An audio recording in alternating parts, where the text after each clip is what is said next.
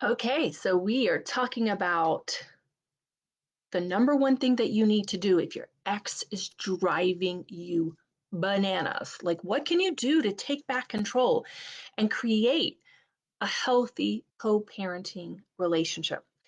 First, it's recognizing the way you're showing up. Oftentimes, we are dragging that divorce baggage from behind into our present relationship.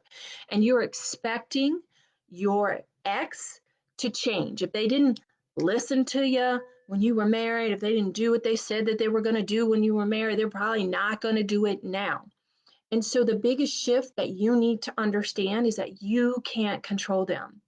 You have no power over what they do and do not do. You can only control how you show up in the relationship. And that's very powerful. Do not underestimate that. I think people underestimate that because once you show up differently in the relationship, they respond differently. It's called a relationship, it's called a dynamic. The issue is most divorced people, 99% of them, haven't done the inner work to resolve their unresolved issues. They are looking for closure. They're struggling to let go. They are still feeling very hurt, very betrayed, very pained, abandoned by their ex. So inevitably, it subconsciously filters through their communication and comes through in their interactions with their ex. And so maybe there is a part of you that wants to feel vindicated and wants an apology maybe, or at least some kind of acknowledgement from your ex. And so the way you're showing up in that way of needing something from them energetically is going to hurt your co-parenting relationship because you have to give yourself that healing. You have to give yourself that acknowledgement. You have to give yourself that closure. You have to heal yourself because if they're the one that broke you, they're not going to be the one to fix you. So once you do that, then you can show up differently in your co-parenting relationship. So you show up very present, you show up very grounded, you're no longer expecting them to be different. You know what to expect. And so you use specific communication tools and specific communication strategies to keep that relationship moving forward. And remember, when I say relationship, it's a co parenting relationship. And the biggest thing, the number one thing that you can do aside from all that, that's the big thing. And then the next biggest thing, this is like more of a pragmatic communication tweak, and I think it's real easy to forget this, is setting an intention. Once you set an intention and you have a goal, what do I hope to accomplish from this communication with my ex, right? And it's all focused on the kids.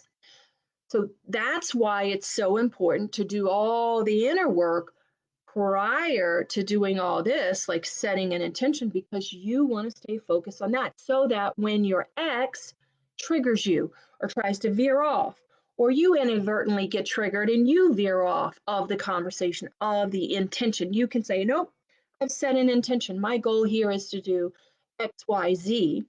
And I know I need to go back to that. I'm not going to get distracted. I'm not going to get triggered by them and go off and go on a whole tangent because they've said something that makes me feel worthless or makes me feel abandoned or makes me feel rejected or useless or manipulated. And so once you've done that and you are totally aligned and you are totally grounded and you are totally present and you know to stick to that intention, it's a game changer. I mean, trust me, I've worked with hundreds of clients and they've gone from high conflict, exes to like super great relationships. I've got one, she told me they're going to Mexico. They're going to a family vacation. They're taking a trip together. And I'm like, you gotta be kidding me. Now, when she came to me, hey, we were just our, hoping for just, hey, we're just hoping for just a peaceful custody exchange where, you're not yelling at each other in the police station. And here they are now. Here they are now, just hanging out, co parenting. And again, the ex didn't change. Here's the thing, people think that the ex has to change. The ex doesn't need to change in order for that relationship to change. You have more control than you realize. When you show up different, they respond different. When you aren't triggered and you're not reacting, it all can, once one of you bows out of that dance, then the dance can change. Trust me on this one. All right. So we are going to be looking at three specific strategies for finding inner peace so that you can co-parent like a boss, so that you can feel really confident in this next chapter and create healthy boundaries with your ex and with everyone in your life so that you feel at peace in this next chapter. So, if you want a free ticket to that, just let me know. I've got a training going on. I'd love to have you join us. Just shoot me a yes below or shoot me a DM and I will talk to you soon. Have a fantastic week.